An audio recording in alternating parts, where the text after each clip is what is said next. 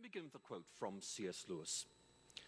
Lewis once wrote these words: "I believe in Christianity as I believe that the sun has risen, not just because I see it, but because by it I see everything else."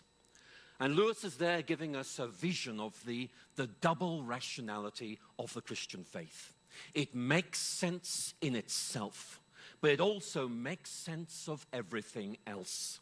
And for Lewis, that capacity to make sense of things is an indication of the truth of faith.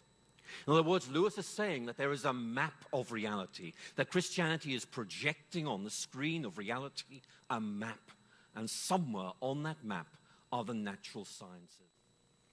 Richard Dawkins is adamant. Science eliminates any conceptual space that God might once have thought to have occupied. And you know, I used to think that myself.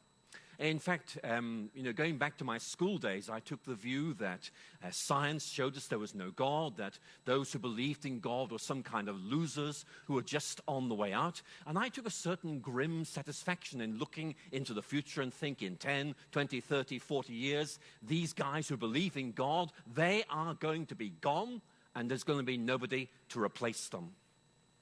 And you know, that's one of the reasons why the new atheism is so angry. Because 40 years have passed and religion hasn't gone away at all.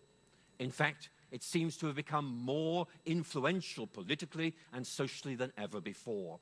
And that, I think, helps us understand the anger behind the new atheism. Why are Dawkins and Hitchens so angry? Because everything in their creed said this ought to have died out, and it hasn't.